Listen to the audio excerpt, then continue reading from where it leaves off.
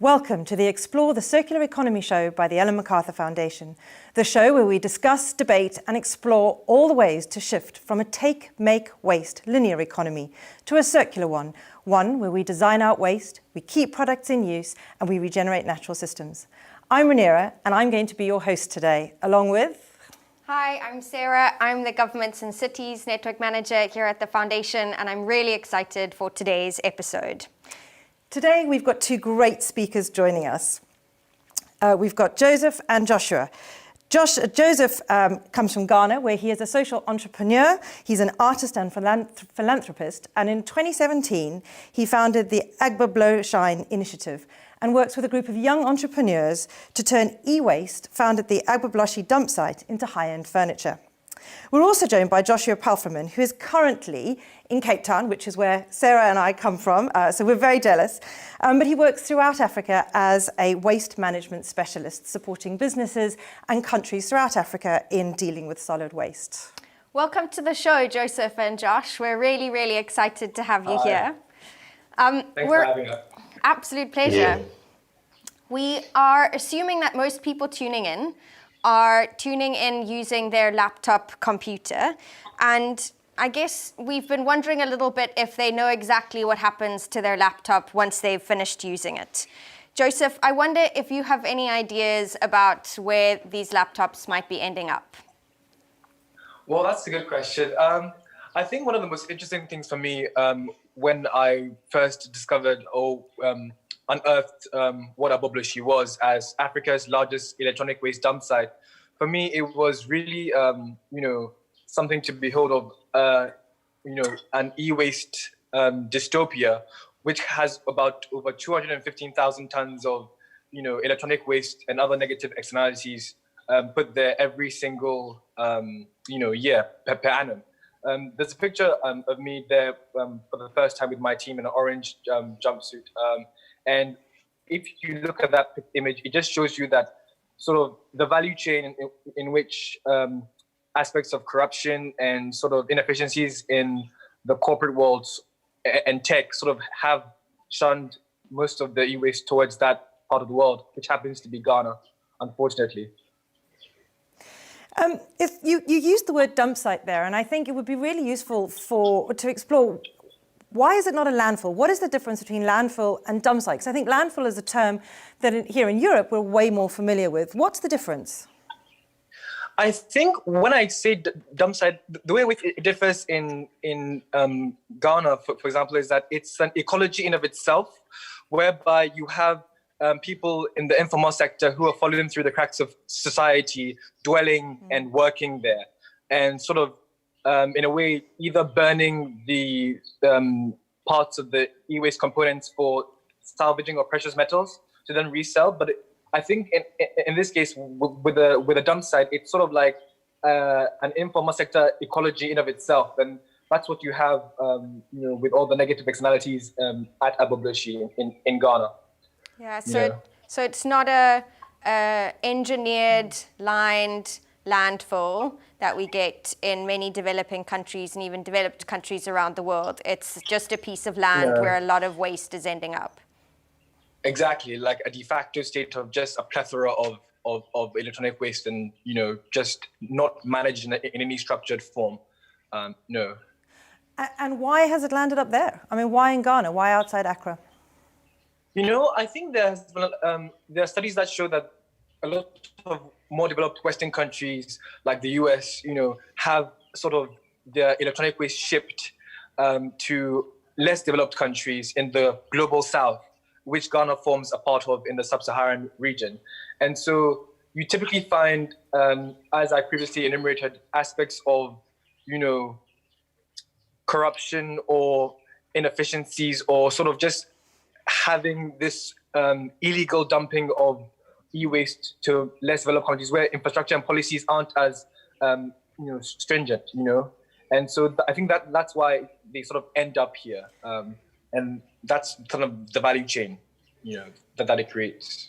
And then you talked a bit about the informal sector. I mean, what are the sort of informal activities that are going on at the Agbogbloshie dump site? And what are the sort of conditions that people who are working there and undertaking those activities working in? Well, it's very interesting. There's an image whereby I'm sort of like on a bunch of motherboards at Agbogbloshie, and you have what you realize is that motherboards that are found in like discarded laptops have industrial gold, and so you have artisans in the informal sector working to extract that. You have individuals burning copper wires to extract the copper in its pure form, subsequently inhaling the harmful carcinogens and the toxins that come with that.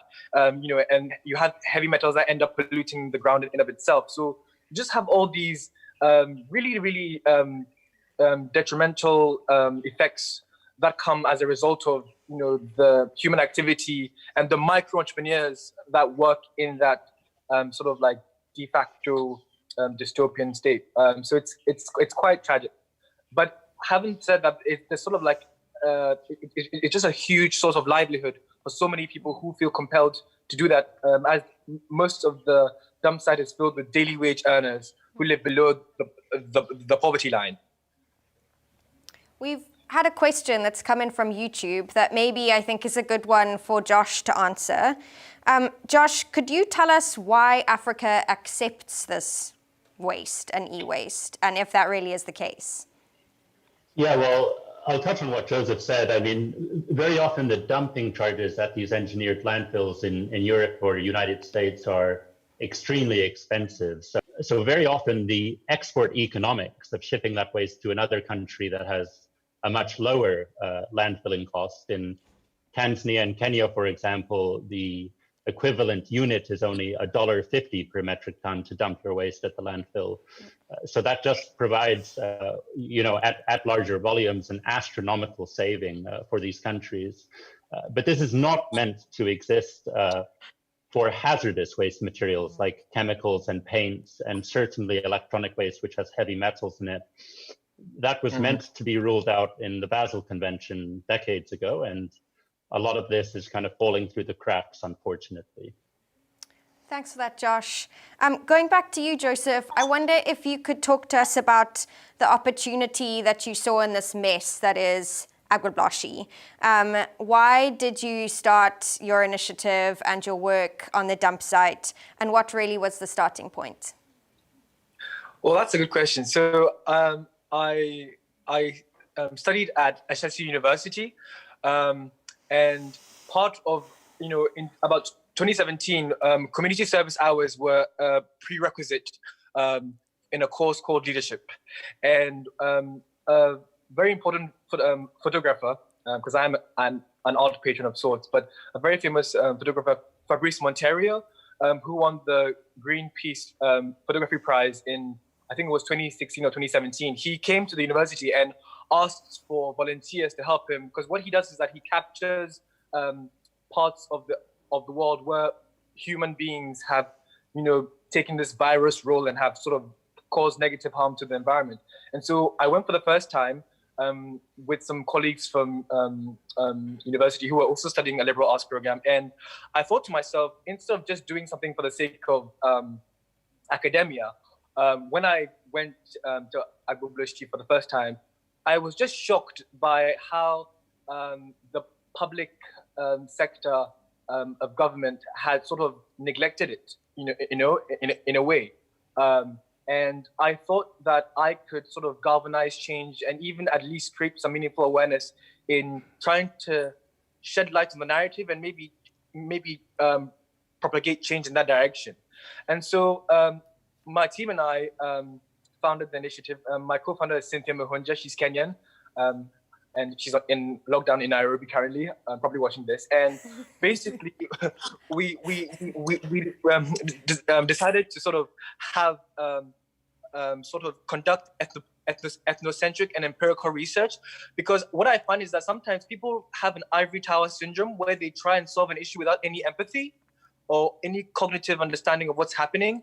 And so we immersed ourselves in amongst the communities that are based on the dump site and the individuals who were daily wage earners there. And then we started implementing this program whereby we trained a few individuals vocationally to add value to the scraps of metal and another debris, to add value instead of simply burning it to sell. And we admit as a team in all humility that this isn't about having a one short success story. It's a very complex issue, which is equally as geopolitical as it is socioeconomic. And so we accepted that taking steps, each iteration of the solution would be based on our experience, and we're still learning and trying to improve that. Brilliant. I mean, you paint a really great picture of your experience there and why you got engaged and involved. And I love seeing some of your work. I think some of the stuff that's been created is amazing. But what are the challenges to scaling this? I think one of the things that we talk about a lot at the Ellen MacArthur Foundation is the ability to scale circular economy initiatives. What are your challenges to scale? I think, this is a very good question, because we ask ourselves this every single time, how do you keep an approach that is still human-centered and imbued with empathy, but still meaningfully scalable on an impactful level? And I think for me, one thing I've learned is partnership. I'm a huge believer of the United Nations Sustainable Development Goals. And I think partnership for the goals is essential in something like this. And so I think finding meaningful ways to sort of create jobs in the informal sector through scalably upcycling the waste in a way that is eco-incentivized and responsible is important. And we partnered in the past with the World Bank's Climate Innovation Center in Ghana, and I think for the most part the challenge with scaling is sort of doing it in a way that it is sustainable but yet eco-incentivized, and I think there are limitations to that because of how complex the issue is. Yeah. We've got a question from Twitter. So before I move to Josh, Joseph, we'd like to ask you just one more question, and maybe Joseph, you can, Josh, you can lead on this as well. It can be very overwhelming to deal with these complex issues and to work in a place like Agbogbloshie. Do you have any advice for, like, if you could go back and tell yourself before you started this work some things to help you with your feelings of being overwhelmed and working in these kinds of places, what would be the advice that you'd give yourself? Well, I would say this. Sometimes as passionate environmentalists who have larger goals of what we want to achieve, we forget that you can't pour from an empty cup, right? You need to have soundness of mind and focus and the energy to be able to do the meaningful work you carry out, right?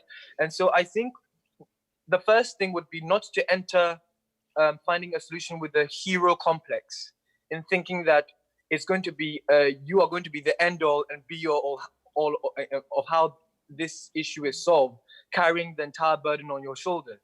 And which is why I sort of addressed one of the SDG goals as partnership for the goals, because I think that's important, and that meaningful, insightful, informed collaboration is important in understanding that as you pursue this larger than life goal and an objective, which is idyllic in some cases, you sort of share the burden and just take care of your mental health in trying to pursue these things, because it can be overwhelming. It can be. Thanks, Joseph. Josh, do you have anything to add to that? Yeah, I agree with Joseph. I think of it as a commodities market that no one is really taking seriously. That there's a lot of value and a lot of wealth in the waste if you can find the right way to process and valorize it. Thanks for that. And I think kind of building on that, one of the big differences between the solid waste management sector in Europe and Africa is the role of the informal sector. Could you talk to us and describe to us a little bit about the informal sector and the role that it plays in Africa? Sure. So, I mean, a huge proportion, I would say the largest recycling force in sub-Saharan Africa is informal. And I like calling them, rather than waste pickers, these micro entrepreneurs who, because the cost of living and because the cost of entry and the skills barriers are inherently low in waste recycling, it's a very attractive opportunity for countries that have high youth unemployment rates and low costs of living. And so the informal sector is the largest moving force. And even though we're talking about individuals who might only be able to move between 25 and 100 kilograms of product using a non-motorized trash cart or a kind of a modified tricycle, when you're talking about hundreds of thousands of waste pickers working in unison, I mean, you're talking about a massive scale that municipalities and private companies wouldn't have control over independently. There's been a really great question that's come in, and I think it links to that informal sector and the differences really well. And the question is, if Europe sorts out the circular economy, will that radically impact the livelihoods of the informal sector in Africa? And what is that relationship? Well, I mean, like we said before, waste shouldn't really be exported to Africa from Europe. I mean, Europe has a wealth and a tapestry of better options, from waste to energy to subsidized recycling systems. In Africa and in many of the countries that I've worked in, waste management is something that you can very easily get out of people's front yard and somewhere where the public don't see it. It could be behind a hill past the airport. So municipal governors are going to have to think about things that are more on people's front doorstep, like water and sanitation, education and healthcare and roads. And that's why, until the Sustainable Development Goals came out, waste management didn't even feature kind of on the priority list for donors and bilateral banks like the World Bank and the United Nations. It's really right now that we're in the renaissance of this kind of delayed attention on a very serious issue. Definitely. And how do we start fixing this kind of system problem? How can we make manufacturers and corporations understand the value that's inherently in these products that are ending up kind of all around the world and in places like Agbogbloshie? Well, I think one way to do it is to inspire young people and to kind of be an advocate. Like I think Joseph's work is very well presenting. And another way to think of it, I think a more sly and cunning way, is to just make it so obvious within the capitalist system to recycle waste.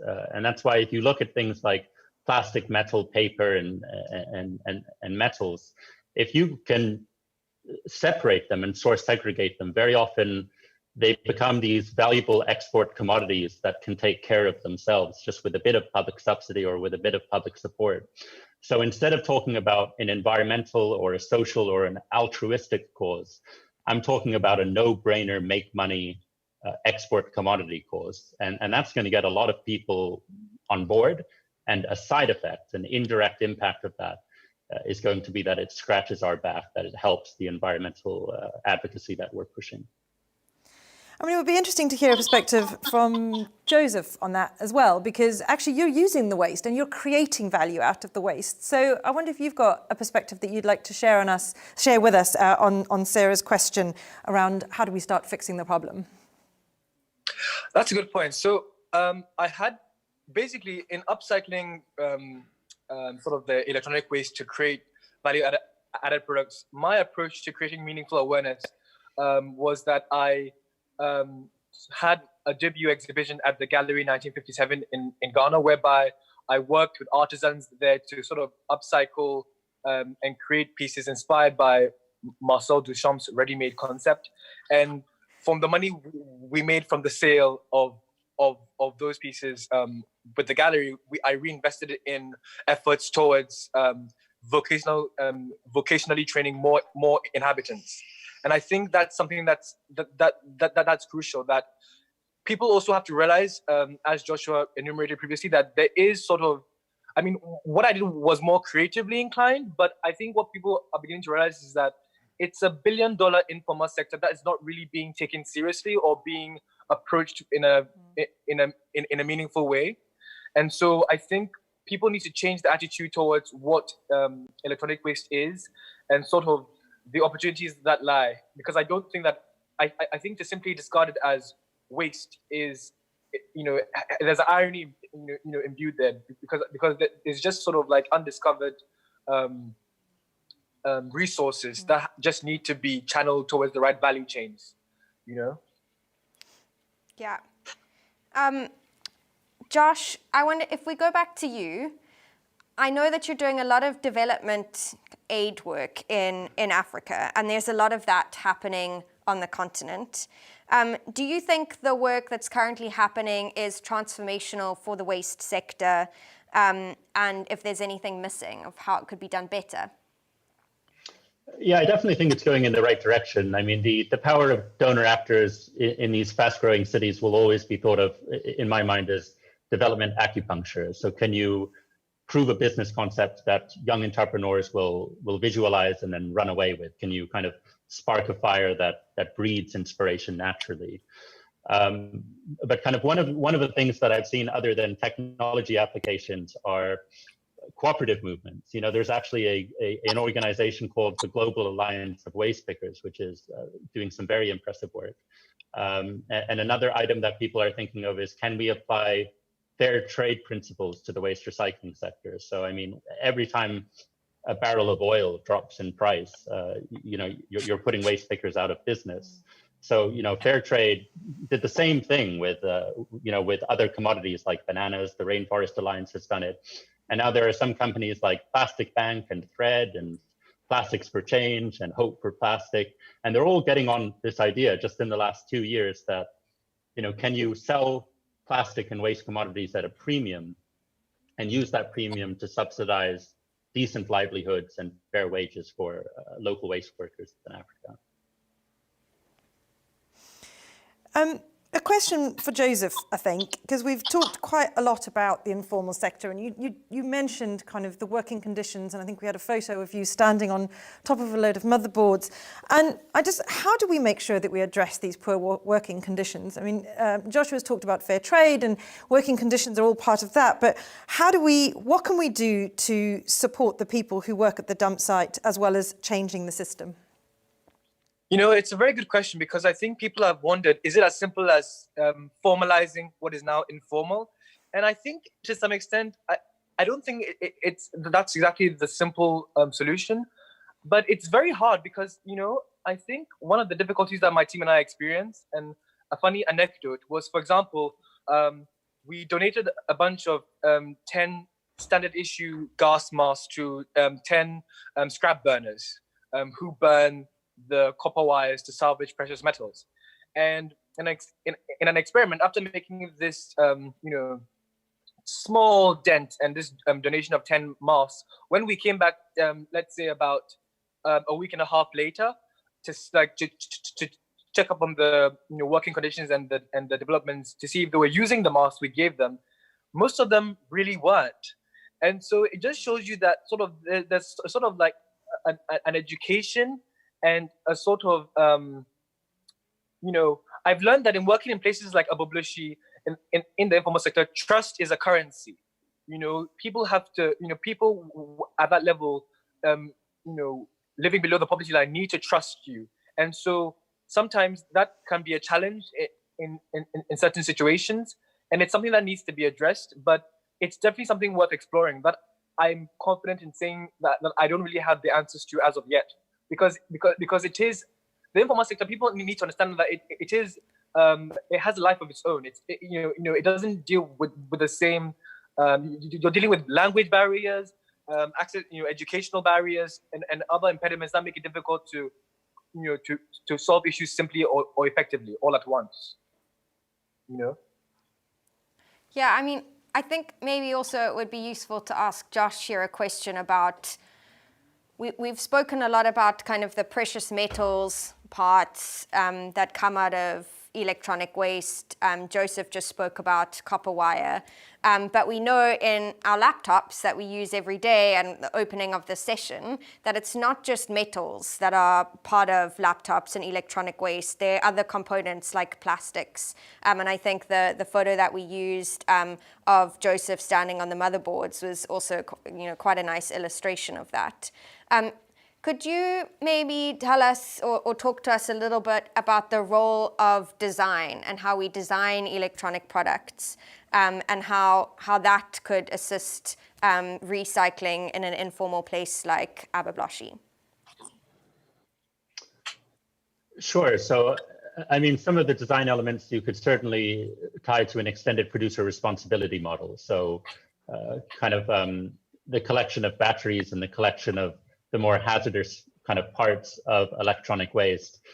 The manufacturers of these products will inherently know that they are going to be thrown away. It is part of their economic model for people to continue buying the latest model of laptop and phone. And they know also that consumers in all of the developing and industrializing world won't have public subsidized battery receptacles and electronic waste disposal opportunities locally. So I mean, I would challenge the private sector to say if it's as easy to export your waste into another person's dump site to effectively broom your problem under somebody else's rug, it should also be easy for you to repatriate these hazardous materials and bring them back. And when we're talking about the non-hazardous materials in that computer, like the plastic and the metal, we don't need to reinvent the wheel. I mean, just like Coca-Cola and Pepsi company in much of the developing world have a return and a deposit scheme, there's a very robust plastic recycling market almost anywhere in the world that's not landlocked and has access to a port. And so that is a commodity that can be sold, and it shouldn't be ending up in dump sites. No, you're right. It shouldn't. I'm conscious that we're heading towards the end of our half-hour slot, and I have a final question for Joseph here, and I think Sarah and I both have a question that we'd like to ask him, which is, if you had a magic wand, you could pick any solution off the face of the planet, you had as much money, resource, and everything to be able to fix some of the challenges that you see in Ghana with the e-waste, what would that solution look like? God, you'll put me on the spot here.